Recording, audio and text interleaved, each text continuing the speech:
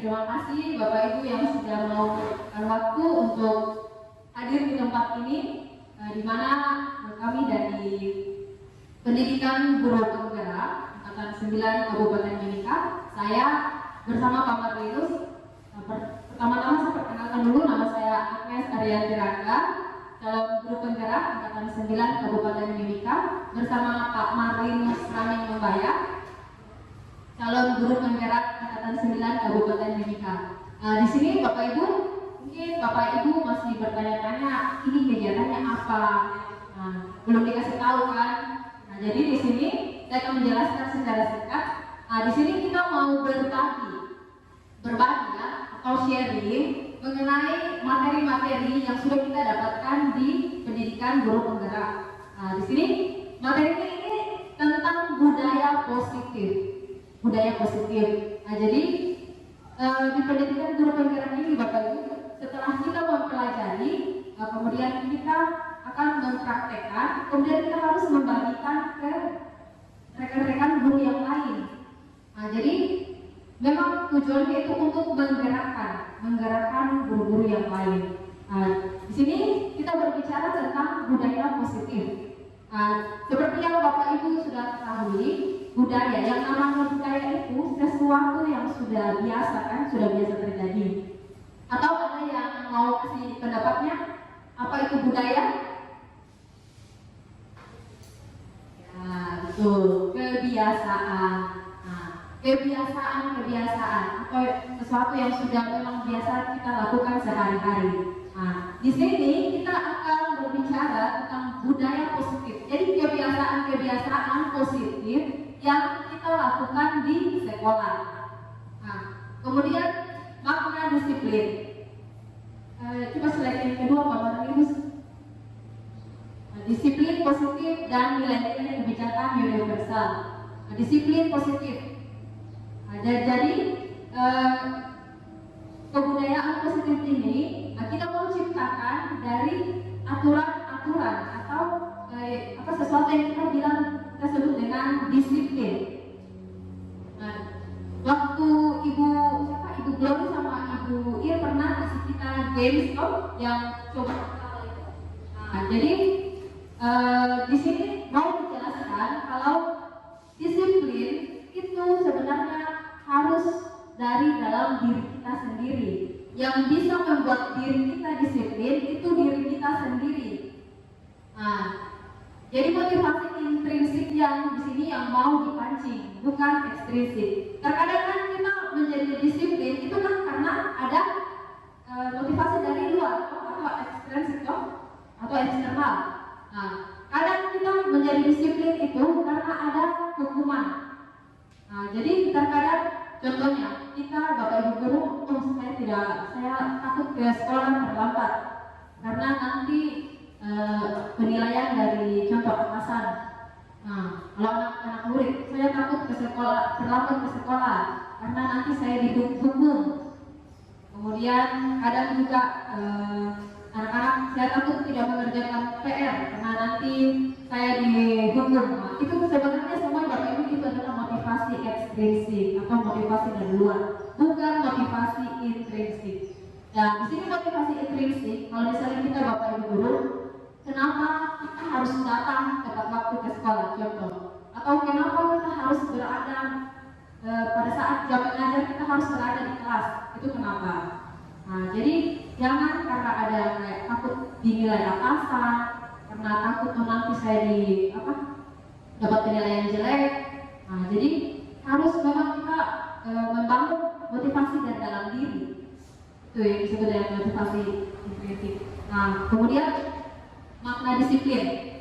Dalam rangka menciptakan lingkungan positif, salah satu strategi yang perlu kita tinjau kembali adalah penerapan disiplin di sekolah kita. Apakah telah efektif? Apakah masih perlu ditinjau kembali?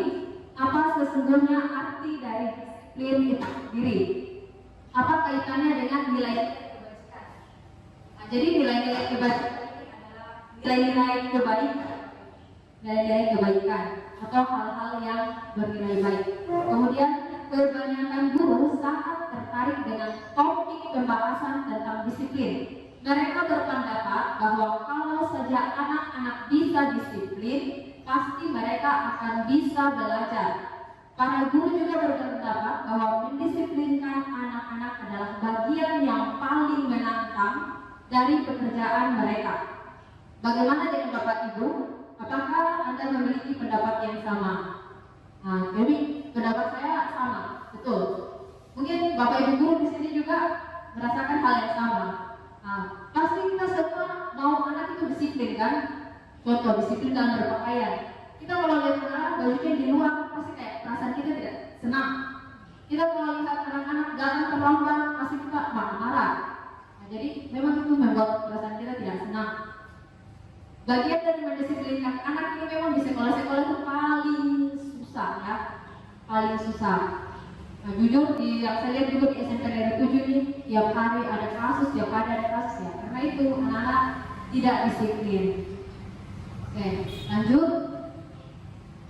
Nah, jadi kemudian nilai-nilai kebajikan dari 6 institusi organisasi. Nah, jadi yang tadi ada kebajikan, itu saya ambil saja 2. Yang pertama itu dari profil pelajar Pancasila, di mana beriman dan bertakwa kepada Tuhan Yang Maha Esa dan berakhlak mulia.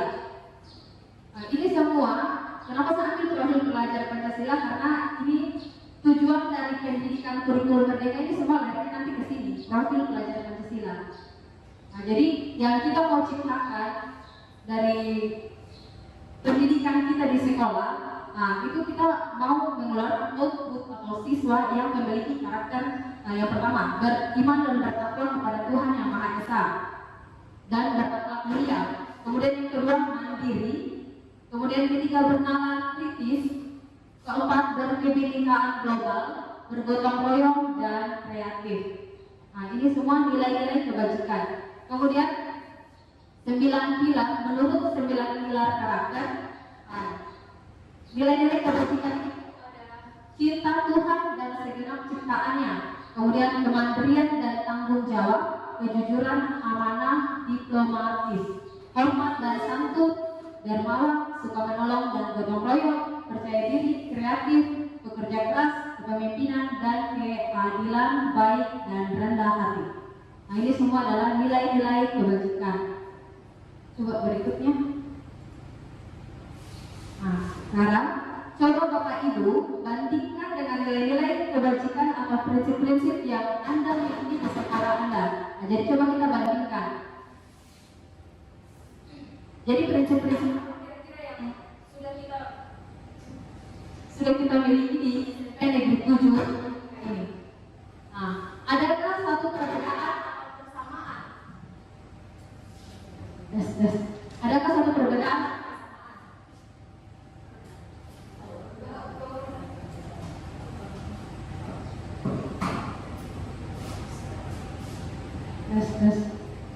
Mana itu? Kemudian pikirkan bagaimana nilai-nilai kebajikan yang Anda pilih tersebut dapat disampaikan dan menjadi fondasi dari keyakinan sekolah atau keyakinan kelas yang disepakati seluruh warga sekolah. Kemudian pikirkan kegiatan-kegiatan apa saja yang dapat dilakukan agar keyakinan-keyakinan tersebut dapat dipahami dan diterapkan seluruh warga sekolah dalam kehidupan mereka sehari-hari. Nah, jadi Bapak Ibu, coba kita lihat dari aturan-aturan SMP Negeri 7 ini, apakah sudah menunjukkan tujuannya untuk mendisiplinkan anak, tapi apakah ada nilai-nilai kebajikannya? Ada, ya pasti ada ya. Coba kembali ke yang slide, ke nilai-nilai kebajikan. Nah, kira-kira beriman dan bertakwa kepada Tuhan Yang Maha Esa. Jadi kegiatan-kegiatan di SMP Negeri 7 atau aturan-aturan, apakah sudah ada aturan yang membuat siswa ini nanti menjadi beriman bertakwa kepada Tuhan Yang Maha Esa? Ada contohnya? Oh ya, jadi ada di mana OSIS, kemudian berdoa sebelum belajar itu wajib toh, kita wajibkan. Oke, betul. Kemudian mandiri. kira-kira apa kegiatan-kegiatan atau peraturan di SMP Negeri 7 ini yang bisa membawa anak-anak kita ini nanti menjadi pribadi yang mandiri? Apakah sudah ada? Contohnya? Mereka memimpin ibadah sendiri. Memimpin ibadah.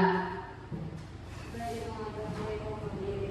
Kemudian dalam proses pembelajaran ya. Jadi dalam proses pembelajaran memang harus anak-anak ditekankan supaya mereka lebih mandiri. Kemudian bernalar kritis. Apakah sudah ada aturan atau kegiatan-kegiatan di sekolah ini yang bisa membuat anak-anak kita nanti jadi pribadi yang bernalar kritis? Mungkin ini lebih dalam proses pembelajaran Bapak Ibu guru dalam kelas ya. Ya, jadi itu nanti tergantung lagi dari guru-gurunya. Tapi mungkin bisa juga kita bikin kegiatan-kegiatan, contohnya misalnya lomba pidato. Pidato itu kan hasil karya dari pemikiran mereka sendiri. Tapi kita di sini kan jarang sekali bikin kayak begituan. Sebenarnya itu juga kegiatan-kegiatan gitu juga itu untuk siswa, tujuannya untuk pengembangan karakternya siswa. Jadi contoh kayak begitu.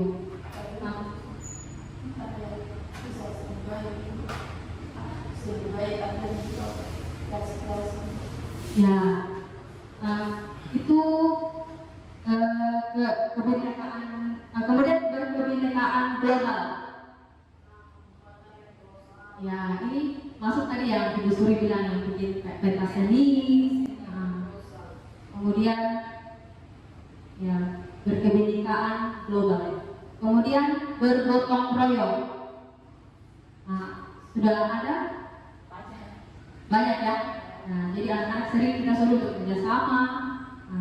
Kemudian kreatif ada juga. Ya, baik. Jadi semuanya intinya ini ada ya, ada. Cuma mungkin kayak kurang kita istilahnya kalau tulisan orang kurang dipertebal kayak kurang kita kurang diasah lagi begitu. Jadi harus mungkin lebih banyak yang kita lakukan dan kita kembangkan begitu. Oke, berikutnya Pak Barlinus. Sini ada sesi tanya jawab. Saya tanya-tanya ini saja singkat.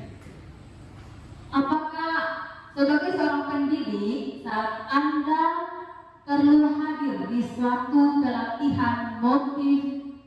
Jadi ceritanya ini sebagai seorang pendidik, Anda perlu hadir di suatu pelatihan. Motivasi apakah yang mendasari tindakan Anda? Yang pertama, apakah Anda hadir karena tidak ingin ditegur oleh pihak panitia atau pengawas? Kemudian Anda mendapatkan surat teguran menghindari ketidaknyamanan dan hukuman, atau Anda ingin dilihat dan dipuji. Kemudian Anda ingin menjadi pembelajar sepanjang hayat. Coba Bapak Ibu lihat, kalau misalnya contohnya ada kegiatan pelatihan ya di Horizon. Kemudian apa kira-kira motivasi Bapak Ibu supaya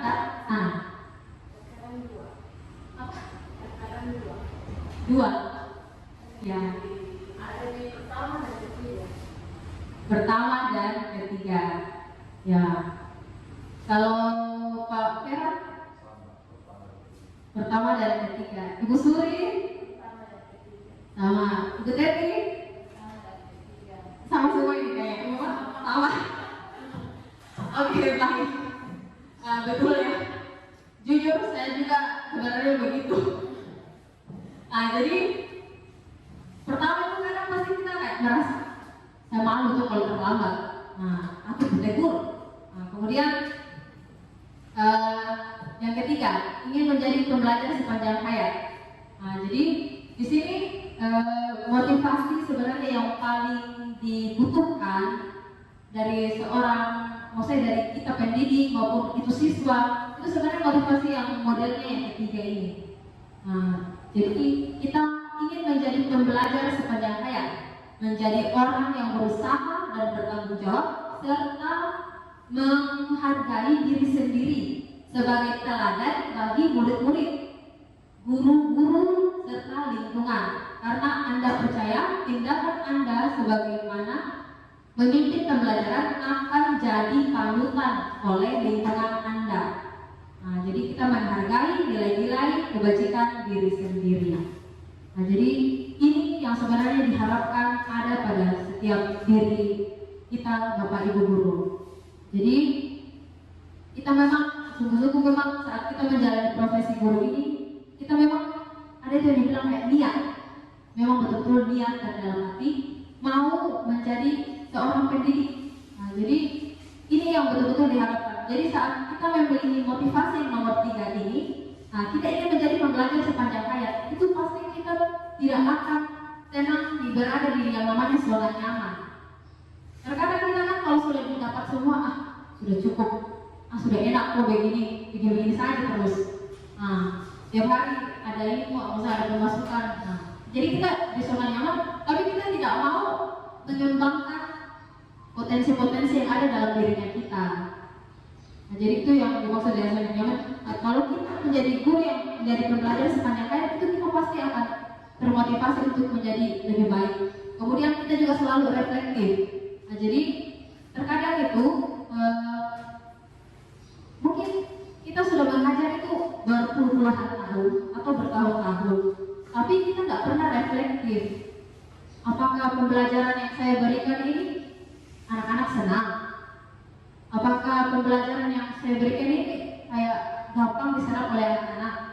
Apakah anak-anak sudah paham dengan semua yang saya berikan? Jadi terkadang kayak memang kita juga perlu yang namanya reflektif, kemudian berbenah diri. Nah, seperti itu. Itu motivasi yang memang diharapkan ada pada diri kita, Bapak Ibu guru. Coba berikutnya, Pak Marlinus. Oke. Menurut Anda, dari ketiga jenis motivasi yang disebutkan pada pertanyaan sebelumnya, motivasi manakah saat ini paling banyak mendasari perilaku murid-murid Anda di sekolah? Strategi. Jadi menurut Bapak Ibu, motivasi yang tadi itu pertama, kedua, atau ketiga? Betul sekali. Yang pertama, coba Bapak Ibu tanya anak-anak, kamu datang ke sekolah motivasimu apa? Coba tanya mereka satu-satu. Kalau saya tidak sekolah, Ibu guru, nanti mama marah. Ibu guru, kalau saya tidak sekolah nanti saya apa? Terus nanti saya nilai jelek. Nah, itu semua motivasi dari luar, bukan yang ketiga. Kemudian strategi apa yang selama ini Anda terapkan untuk menanamkan disiplin positif murid-murid Anda, sebagaimana hasilnya pada perilaku murid-murid Anda? Oke. Kemudian nilai-nilai kebajikan apa yang Anda rasakan penting saat ini untuk ditanamkan pada murid-murid Anda di kelas sekolah? Mengapa? Mungkin ini sedikit kita refleksi sedikit. Oke, kita lanjut.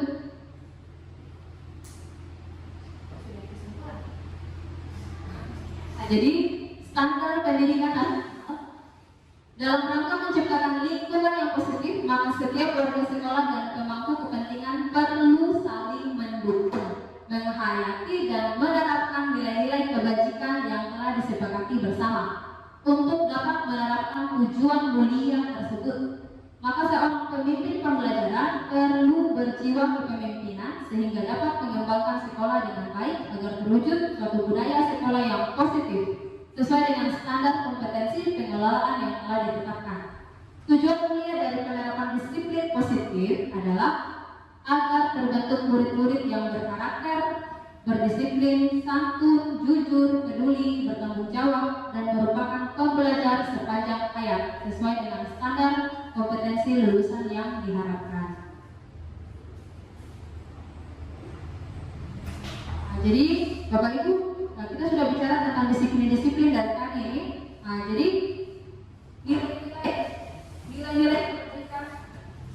nilai-nilai kebajikan, kemudian kita buat satu disiplin. Itu bisa kita buat dalam yang namanya keyakinan kelas atau sekolah. Kenapa namanya keyakinan, bukan peraturan? Karena Karena begini,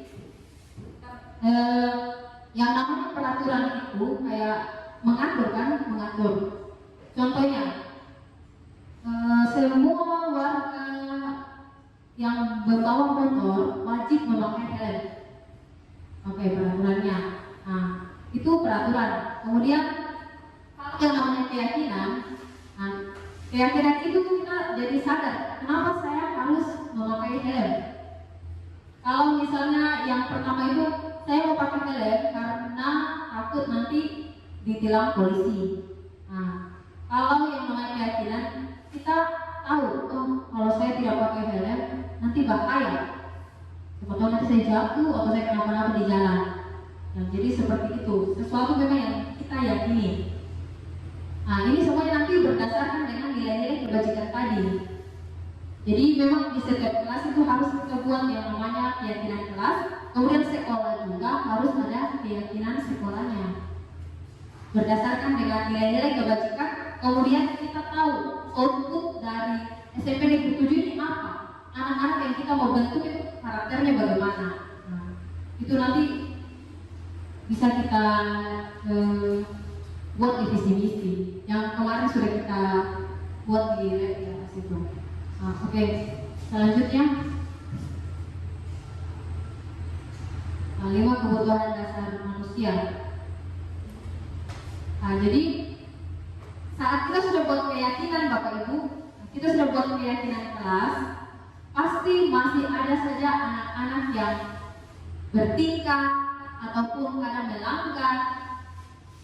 Nah, jadi kita juga harus paham ada 5 kebutuhan manusia. Yang pertama, kebutuhan bertahan hidup. Yang kedua, kasih sayang dan rasa diterima. Kemudian penguasaan dan kebebasan dan kesenangan. Jadi Bapak Ibu, jadi saat kita sudah buat keyakinan, kita mau anak ini disiplin begini, tapi nanti itu pasti di tengah-tengah sudah kita bikin aturan segala macam, tiba-tiba pasti ada saja anak-anak yang kayak melenceng, pasti ada. Tidak mungkin semua yang kita rencanakan berjalan yang lancar. Nah, jadi kita juga harus paham Bapak Ibu kalau setiap manusia itu punya 5 kebutuhan dasar. Nah, yang pertama, kebutuhan bertahan hidup. Nah, kebutuhan bertahan hidup ini contohnya seperti makanan, tempat tinggal. Nah, jadi Bapak Ibu, saat kita punya anak-anak ini, kalau misalnya kebutuhan bertahan hidupnya, contoh kita pasti masih punya anak-anak itu yang contohnya kayak tidak tahu rumahnya itu di mana, masih numpang sana sini. Nah, kemudian yang kadang itu belum tentu dia makan dari rumah. Nah, sehingga nanti sampai di sekolah di kelas tidur karena tidak ada tenaga, atau pas mau jam olahraga bilang aduh saya sakit. Nah, itu karena kebutuhan dasarnya tidak terpenuhi. Nah, kemudian kasih sayang dan rasa diterima. Jadi memang ada juga anak-anak ya, anak-anak itu yang kayak kurang rasa kasih sayang dan kayak butuh perlakuan supaya dia merasa diterima. Itu contohnya anak-anak yang suka cari muka. Nah, itu mereka itu kurang kasih sayang. Nah, terkadang anak-anak yang seperti itu yang nanti mereka datang di sekolah suka cari muka sama bapak ibu gurunya. Nah, sehingga mereka berulang. Nah, itu juga kadang-kadang yang membuat anak-anak ini kayak tidak mengikuti, maksudnya mereka kayak melenceng begitu. Nah, kemudian penguasaan. Nah, penguasaan kebutuhan pengakuan atas kemampuan. Nah, jadi ada juga anak-anak itu yang mau diakui. Pasti bapak ibu guru sudah pernah, kan sudah banyak kelas yang bapak ibu guru ajar, atau pasti bapak ibu guru sudah pernah lihat anak yang seperti itu. Mereka tuh kayak mau dibilang, butuh pujian, seperti itu. Ada anak-anak seperti itu. Kemudian kebebasan, kebutuhan akan pilihan. Jadi anak-anak itu butuh, bukan cuma anak ya, kita semua manusia, kita juga butuh yang namanya kebebasan. Nah, jadi kadang itu kayak kalau terlalu kayak dikekang begitu juga kayak kita merasa bagaimana ya, kayak tidak senang lah. Nah, jadi memang itu kebutuhan dasar manusia. Jadi anak-anak kita pun nanti begitu. Nah, kemudian kesenangan, kebutuhan untuk merasa senang. Nah, jadi memang anak-anak ini ada juga kadang-kadang anak-anak yang butuh hiburan saat bermain. Mereka tuh apalagi yang masa-masanya lagi bermain, mereka tuh yang pasti butuh yang namanya kesenangan. Nah, jadi kebutuhan dasar manusia.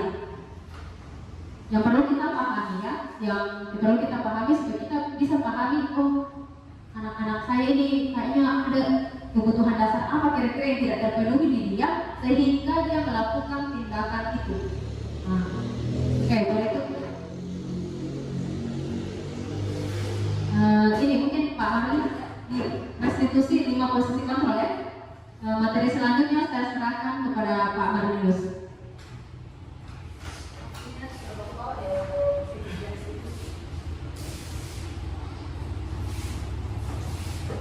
Oke, terima kasih. Ya, Bapak Ibu guru yang hebat, di sini ada namanya posisi kontrol, ya. Jadi kita sebagai guru itu posisi kontrol kita yang bagus itu seperti apa untuk siswa. Nah, di sini ada yang disebut dengan penghukum. Ya, nanti kita akan belajar. Nanti Bapak Ibu guru tahu selama ini posisi kontrol saya di mana. Apakah saya sebagai penghukum atau apa seperti itu. Nah, yang pertama adalah posisi kontrol penghukum. Nah, di sini guru-guru menerapkan posisi penghukum akan berkata, patuhi aturan saya, atau awas, atau kamu ini selalu saja salah. Ya, artinya kata-kata yang dikeluarkan sebagai guru itu sifatnya itu menghukum, ya. Ya, jadi itu yang disebut dengan posisi kontrol guru sebagai penghukum. Nah, penghukum juga ini biasanya itu nada suaranya itu agak tinggi, ya, agak tinggi. Kalau kita bicara itu pasti suara kita tuh agak tinggi atau lantang seperti itu. Nah, kemudian lihat dari ekspresi wajah kita, mata kita itu ketika melihat siswa mempunyai kesalahan, mata kita itu pasti melotot seperti itu. Kemudian gaya bicara kita itu beda, ya. Itu posisi kontrol kita itu ternyata keluar di posisi penghukum. Nah, kemudian kira-kira bagaimana perasaan murid ketika kita sebagai guru berbicara seperti itu. Kemudian ketika ketika murid datang terlambat, kemudian posisi kontrol kita itu sebagai penghukum, kira-kira kita bayangkan murid itu perasaannya itu bagaimana. Nah, jadi mungkin saja hasilnya murid akan marah kepada kita, kemudian akan dendam kepada kita, ya. Nah, jadi bisa jadi itu siswa itu akan kembali duduk dan mencoret-coret bukunya atau meja atau apa yang ada dalam kelas karena dari awal itu kita sudah memberikan dampak yang negatif, ya, karena posisinya kita itu sebagai penghukum kepada mereka. Jadi mereka itu dendam kepada kita, kemudian jengkel, akhirnya masuk dalam kelas itu untuk melakukan pembelajaran itu sudah tidak fokus seperti itu. Oke. Kemudian yang kedua, membuat merasa bersalah. Nah, pada posisi ini biasanya guru akan bersuara lebih lembut, kemudian membuat rasa bersalah akan menggunakan keheningan yang membuat orang lain merasa tidak nyaman, bersalah atau rendah diri. Nah, biasanya kata-kata yang keluar dengan lembut akan seperti ini. Misalkan, Bapak, saya kecewa sekali dengan kamu, atau Ibu sangat kecewa sekali dengan kamu. Nah, kemudian berapa kali Bapak harus memberitahu kamu supaya kamu lakukan, ya, dengan nada yang agak lembut, ya. Beda dengan penghukum tadi, mungkin kita dengan suara yang lantang, suara yang tinggi. Tapi ketika kita ada di posisi membuat merasa bersalah itu, kita suara kita itu agak lembut, ya, agak lembut supaya siswa juga itu terimanya itu senang, ya. Kemudian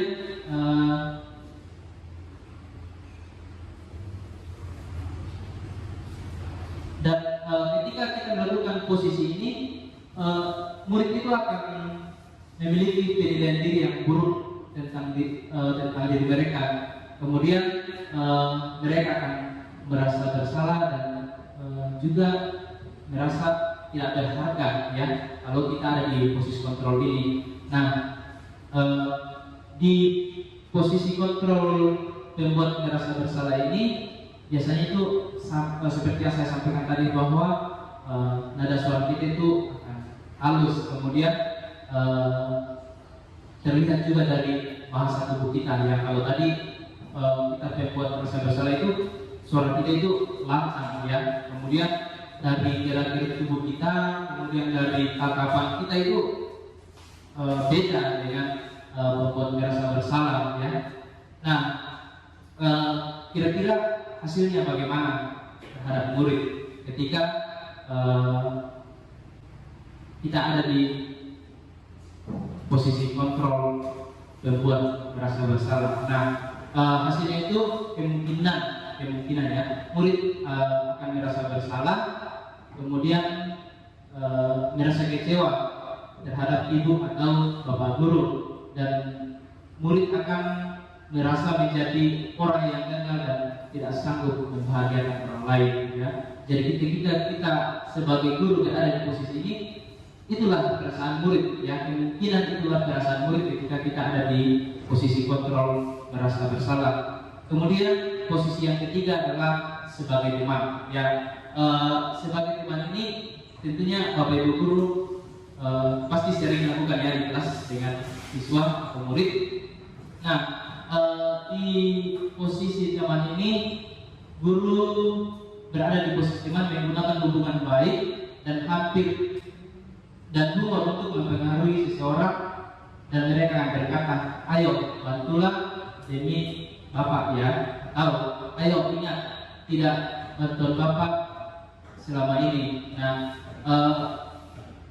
saya juga selama ini tuh berada di posisi ini ya, berada sebagai posisi kontrol itu sebagai teman ya dengan siswa ya. Selama ini saya tuh ada di posisi ini, tapi ternyata apa yang terjadi di posisi ketika kita ada di posisi kontrol sebagai teman seperti itu. Nah, ketika kita ada di posisi kontrol sebagai teman terhadap murid, maka kita akan ramah, kemudian akrab dan bercanda dengan murid-murid. Nah, tetapi di posisi kontrol ini kadang murid lupa diri, kemudian tidak menghargai kita sebagai guru ya. Ya, ketika kita ada di posisi kontrol ini, mungkin Bapak Ibu guru sudah alami, ketika kita ada di posisi kontrol sebagai teman terhadap murid itu kadang siswa lupa diri, sehingga kadang mereka tidak menghargai kita lagi sebagai guru atau sebagai orang yang lebih tua ya, karena mereka sudah merasa nyaman bahwa saya dengan guru saya ini sudah sebaya ya sebagai teman, sehingga mereka itu menganggap kita teman, dan akhirnya mereka tidak sadar dan tidak menghargai kita sebagai gurunya atau menghargai orang yang lebih tua dari mereka seperti itu. Jadi ketika kita ada di posisi kontrol seperti ini, kira-kira hasilnya bagaimana ya? Dan hasilnya itu kemungkinan murid akan merasa senang dan akrab dengan kita ya. Kalau kita ada di posisi kontrol ini, murid akan senang ya, kemudian akrab dengan kita, dan ya itu salah satu dampak positif. Nah, tapi ada juga dampak negatifnya ya, seperti yang saya sampaikan tadi bahwa dampak negatifnya itu biasa siswa itu lupa dan kadang murid tidak menghargai kita lagi sebagai guru atau orang yang lebih tua ya, itu dampak negatifnya. Kemudian yang keempat adalah memantau ya. Dari katanya tadi memantau berarti cuma pantau saja. Nah, dari kata memantau ini atau ya mengawasi. Nah, pada situasi ini kita mengawasi, kemudian kita bertanggung jawab atas perilaku orang-orang yang kita awasi. Nah, posisi pemantau berdasarkan pada peraturan dan konsekuensi. Dengan menggunakan sanksi atau konsekuensi, kita dapat memisahkan hubungan pribadi kita dengan murid sebagai seseorang yang menjalankan posisi pemantau. Nah, biasanya ketika kita di posisi pemantau ini, pertanyaan-pertanyaan yang biasa bisa kita berikan kepada siswa itu adalah contoh-contoh peraturannya apa, atau apa yang telah kamu lakukan, atau contoh lagi sanksi atau konsekuensinya apa. Nah, itulah ketika kita ada di posisi pemantau. Ya, kemudian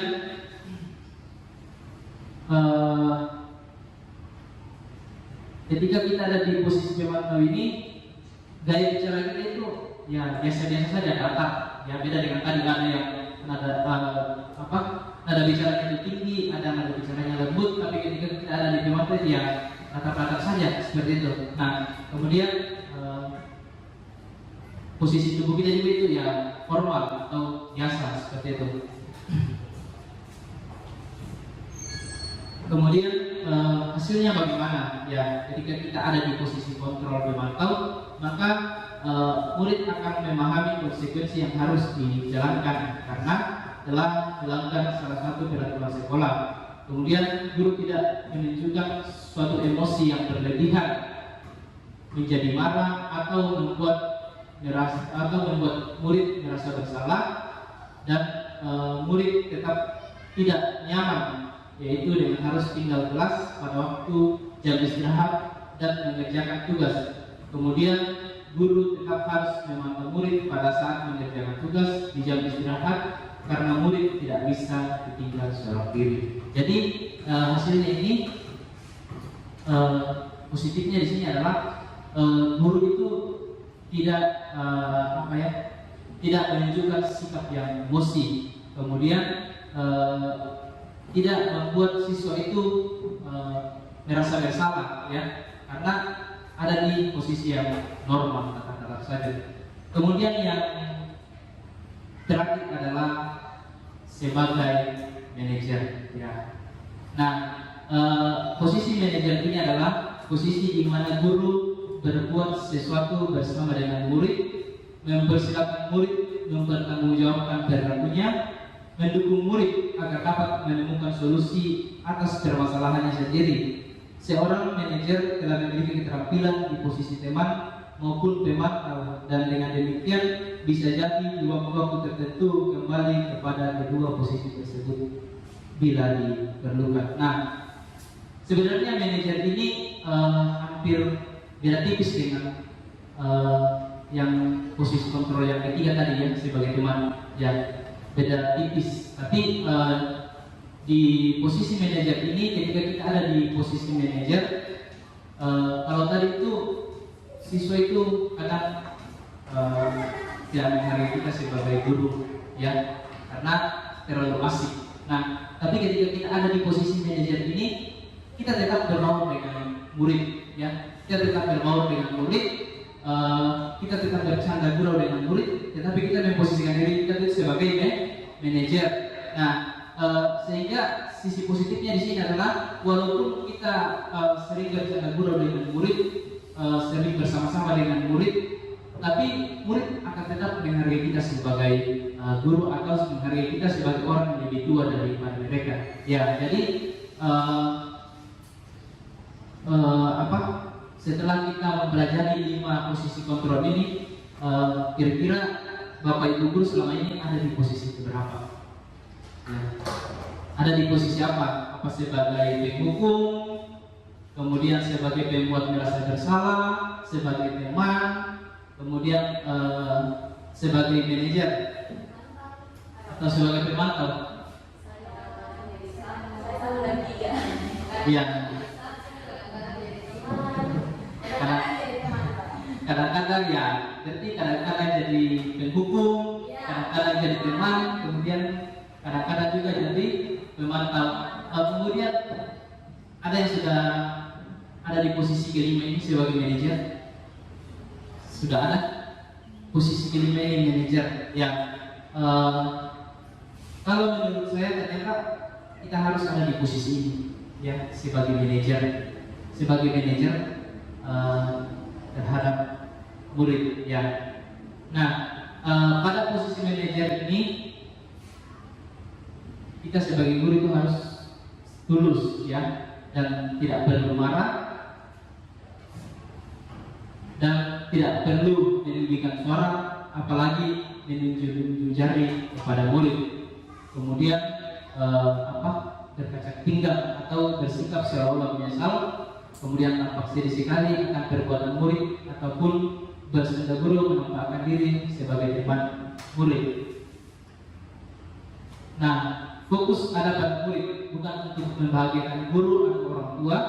Murid sudah mengetahui adanya suatu masalah dan sesuatu perlu terjadi.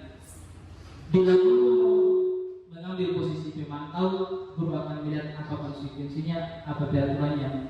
Namun pada posisi manajer, guru akan mengembalikan tanggung jawab pada murid untuk mencari jalan keluar permasalahannya, tentu dengan bimbingan kita sebagai guru. Ya, jadi ketika kita ada di posisi manajer ini, guru itu murid itu akan mengembalikan tanggung jawab mereka. Ya, mereka akan bertanggung jawab untuk mencari jalan keluar dari setiap permasalahan yang ada, seperti itu.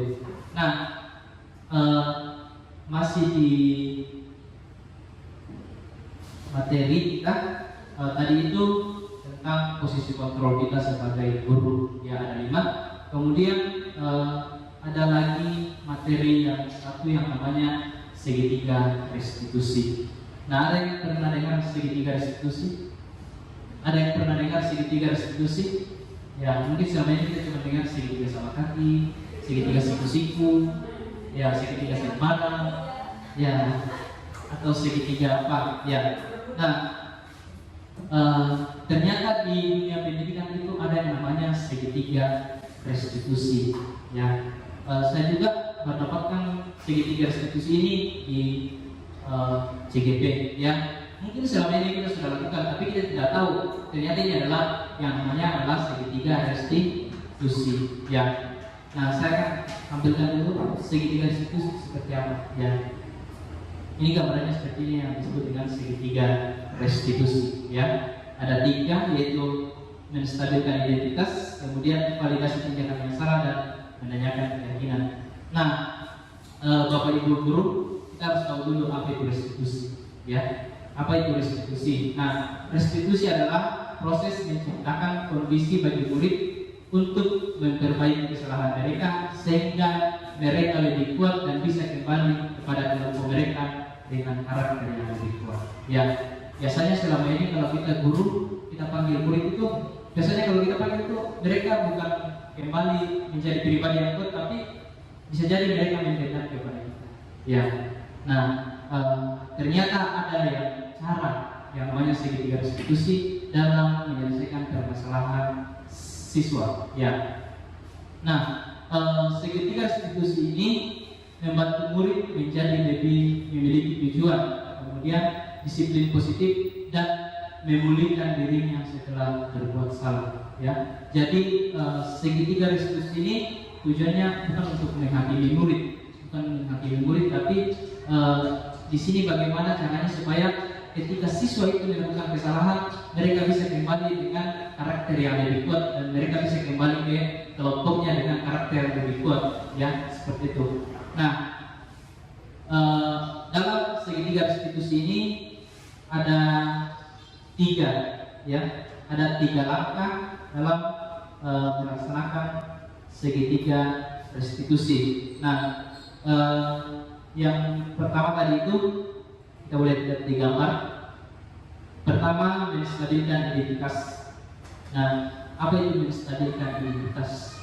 Ya, ketika misalkan murid melakukan kesalahan, ya,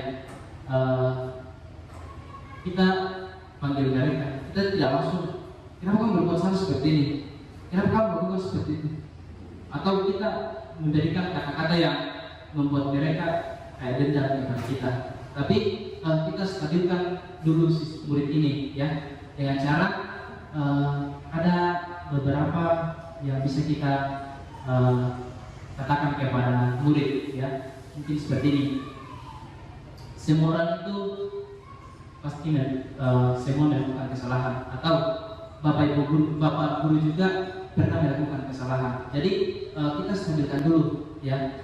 murid. Jangan langsung kita pada intinya, kemudian langsung dengan kata-kata yang cerewet seperti itu, yang dengan nada tinggi. Ya, jadi kita stabilkan identitas siswa dulu dengan cara yang tadi saya sampaikan itu, berbuat salah itu tidak apa-apa, atau tidak ada manusia yang sempurna, atau saya juga pernah melakukan kesalahan seperti itu, atau juga kita bisa menyelesaikan masalah ini, ya. Nah, kalau kita mengatakan kalimat-kalimat itu akan sangat sulit, bahkan hampir tidak mungkin buat anak-anak untuk tetap membangkang, ya.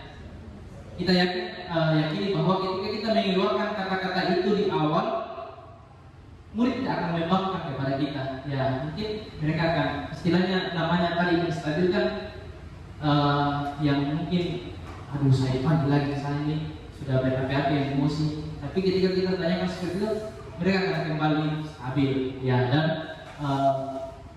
mereka tidak akan membangkang kepada kita. Nah, kemudian yang kedua adalah memvalidasi tindakan yang salah, ya. Nah, apa itu validasi tindakan yang salah? Ya, nah, dalam validasi tindakan yang salah, kita harus memahami kebutuhan dasar yang mendasari tindakan anak tersebut berbuat salah, ya.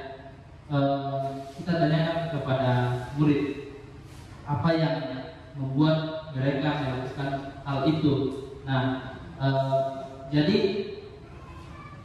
kita di sini bukan mengeluarkan kata-kata yang menghakimi murid, ya.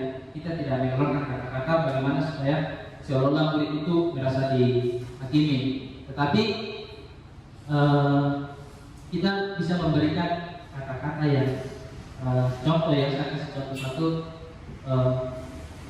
kata yang bisa kita berikan kepada anak, yaitu satu contoh, ya. Kamu pasti punya alasan mengapa kamu melakukan ini. Ya, contoh-contoh anak yang merokok apa segala macam, kita bertanyakan, pasti kamu punya alasan kenapa kamu merokok, atau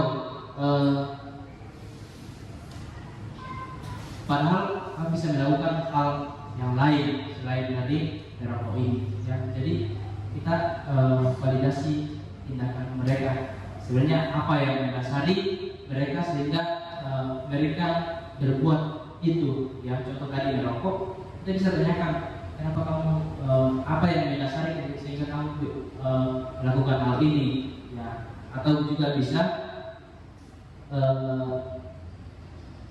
kamu bangga pada dirimu sendiri karena kamu telah melindungi sesuatu yang penting buatmu.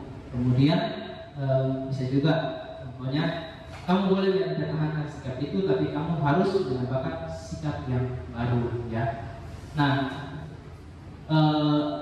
biasanya kita sebagai guru ini menyuruh anak-anak untuk menghentikan sikap yang tidak baik, tetapi teori kontrol kita untuk menyatakan bahwa resep itu tidak manjur, ya. Saya juga mengalami hal seperti ini, karena kita cuma bilang sama murid jangan lakukan itu, tapi besoknya itu tetap dilakukan, ya. Artinya tidak ada efek buat mereka, ya. Itulah resep yang kita lakukan itu tidak manjur, istilahnya, ya, tidak ada efeknya buat mereka. Nah, mungkin tindakan guru dengan memvalidasi sikap yang tidak baik seperti bertentangan dengan aturan yang ada, namun sebetulnya tujuannya untuk menunjukkan bahwa guru memahami alasan dibalik tindakan yang dilakukan oleh murid. Nah, di restitusi ini disarankan kita sebagai guru untuk berbicara kepada murid bahwa dalam aturan adalah sikap yang baik, tetapi dalam restitusi guru harus memahami alasannya. Nah, dan kita harus paham bahwa setiap orang pasti pernah melakukan kesalahan atau pernah melakukan hal yang tidak baik di waktu sebelumnya. Nah, eh, kemudian yang ketiga adalah menanyakan keyakinan. Ya, seperti yang disampaikan Ibu Agnes tadi, kita sudah melakukan membuat keyakinan kelas, ya. Jadi ketika siswa itu kita sudah menstabilkan mereka, kemudian kita sudah validasi tindakan yang salah, kita menanyakan keyakinan apa yang sudah kita sepakati. Ya, jadi itulah tujuannya kita membuat keyakinan di dalam kelas atau keyakinan di sekolah, supaya ketika mereka berbuat salah, kita tanyakan keyakinan kelas yang kita sudah sepakati apa di kelas. Ya, kemudian di teori ini, di teori kontrol yang ketiga ini, pada dasarnya kita termotivasi secara internal ketika identitas sukses telah tercapai atau langkah satu tadi itu telah terpenuhi dan tingkah laku yang salah telah divalidasi, ya, yang ada di langkah kedua itu tadi. Maka anak-anak siap untuk dihubungkan dengan nilai-nilai yang dia percaya. Yang nilai-nilai yang dia percaya itu yang tadi Ibu Agnes sudah sampaikan di keyakinan kelas. Kemudian kita berpindah menjadi orang yang dia inginkan. Ya, jadi setelah kita lakukan langkah pertama, langkah kedua, dan langkah ketiga, maka kita bisa tanyakan. Ya, kita bisa tanyakan, kamu mau menjadi seperti apa? Ya, atau kamu mau menjadi orang yang seperti apa? Jadi mereka akan menjawab, saya mau seperti ini. Atau ketika dia melakukan kesalahan, kita validasi apa tadi, stabilkan, kemudian validasi, kemudian kita tanyakan keyakinan kelas. Setelah kita tanyakan keyakinan kelas yang kita sudah sepakati, maka di akhir itu kita bisa menanyakan bahwa kamu sebenarnya mau jadi orang yang seperti apa. Nah, kenapa penting untuk menanyakan ke anak kehidupan seperti apa nantinya yang mereka inginkan? Kira-kira kenapa? Kenapa kita penting saat di akhir ini penting menanyakan? Kenapa kira-kira? Supaya mereka tahu tujuan akhir dari dalam. Ya, supaya mereka tahu tujuan akhir dari mereka. Kemudian apa lagi? Ada lagi?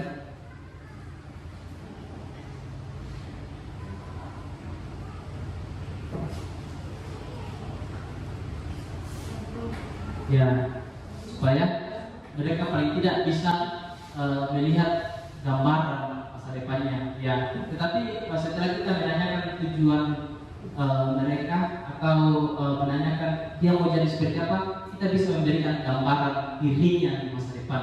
Ya, kita bisa memberikan, misalkan dia mau jadi seperti ini, paling tidak kita bisa memberikan gambaran, sedikit gambaran kepada mereka tentang kemauannya dia itu di masa depan. Paling tidak setelah kita memberikan gambaran sedikit tentang dirinya di masa depan itu, mereka akan kembali termotivasi. Ya, dan untuk melakukan kesalahan itu paling tidak sudah berkurang dirinya. Ya, mungkin itu yang bisa saya sampaikan bersama dengan Ibu Agnes. Jika dalam pemaparan materi kali ini ada yang mungkin kurang atau apa, ya kami mohon maaf. Tapi yang intinya dalam segitiga institusi ini, saya juga baru belajar, ya. Saya juga baru belajar untuk melakukan segitiga institusi ini, ya. Jadi bukan berarti saya sampaikan ke Bapak Ibu ini saya sudah bisa, tidak. Saya juga baru belajar untuk menerapkan segitiga institusi ini kepada siswa, ya. Mungkin kemarin ada video Ibu Agnes, mungkin bisa dilihat di YouTube Ibu Agnes, video-video saat melakukan segitiga institusi, saat kita menerapkan segitiga institusi, ya. Jadi kita berharap bahwa dalam menyelesaikan masalah itu kita bisa melakukan dan berpedoman pada ketiga materi materi kita tadi ini adalah segitiga institusi, ya. Sebagai wali kelas, sebagai guru BK, kita bisa berpedoman terhadap segitiga restitusi ini. Ya, mari kita sama-sama belajar untuk menerapkan segitiga restitusi ini. Ya, pasti saya juga masih dalam belajar untuk menerapkan segitiga restitusi ini. Tapi saya yakin, ya, ketika kita mau belajar bersama-sama, pasti kita akan mendapat satu tujuan, ya, mendapat satu tujuan dan kita bisa kembangkan di sekolah ini. Saya berharap apa yang kami sampaikan sama Ibu Agnes di teman-teman ini kita bisa bagikan dengan teman-teman yang lain supaya kita berharap bahwa apa yang kami dapatkan kami sharingkan ke Bapak Ibu, kemudian Bapak Ibu pun mengembangkan dan memberikan umpan balik kepada kami sebagai CGP supaya nantinya kita bisa membuat perubahan di sekolah ini. Seperti itu. Mungkin ada tambahan dari Bu Agnes.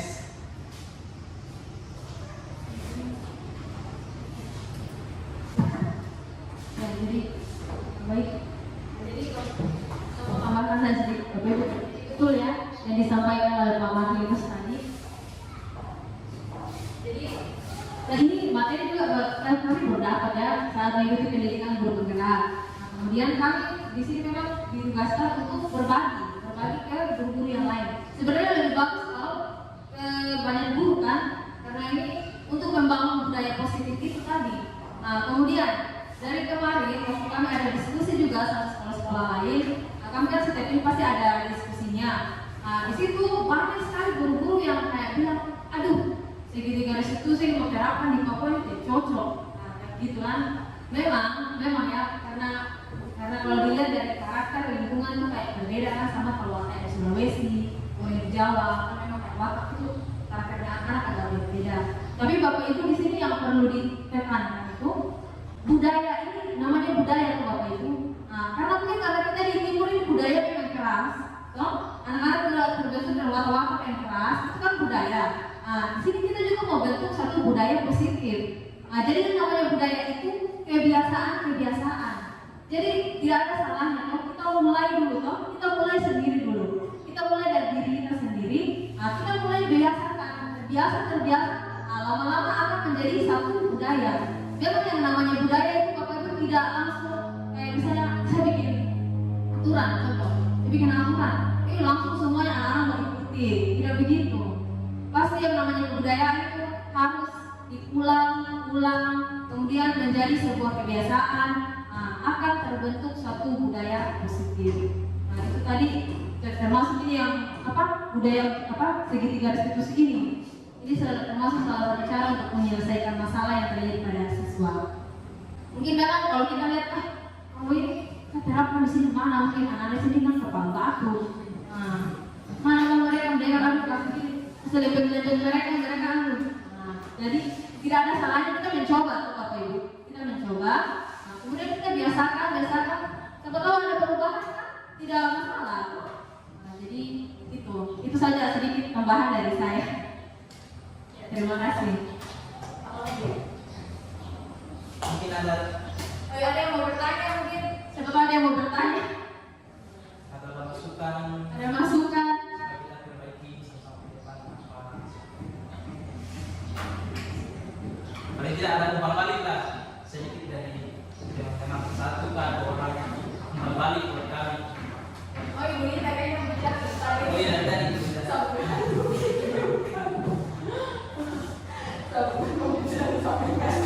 Oh, Ibu Marti. Saya berpikir sambil Ya, pertama saya kalau yang saya segitiga restitusi ini saya baru pertama kali deh. Saya Yes. Oke, untuk segitiga restitusi ini jujur saja saya juga baru lihat materinya. Selama ini saya cuma dengar dari teman-teman bahwa akan membahas segitiga restitusi, sampai bingung segitiga restitusi itu apa. Dan ternyata oh ini ya. Cuma kalau kita mau praktekkan di kita punya sekolah seperti yang tadi Bu Agnes bilang, memang kayaknya agak susah melihat kita punya anak-anak ini kan watak kelas kok. Kita bicara apa saya depan dong, ingin apa di belakang. Ya toh, kita mau lembut-lembuti juga salah, mau dikeras juga salah, jadi serba bingung. Tapi yang tadi Bu Agnes bilang bahwa tidak ada salahnya kita mencoba, supaya menjadi sebuah budaya positif. Ya, Terima kasih untuk teman-teman CGP yang membagikan materi hari ini, bagikan pelajaran, mudah-mudahan kita yang ikut ini bisa praktekkan di kelas kita. Terima kasih. Oke, baik, terima kasih Bu Mani. Ada lagi yang mau ditambahkan Pak Marius? Ya. Oke, baik, terima kasih Bapak Ibu. Mungkin sekian pemaparan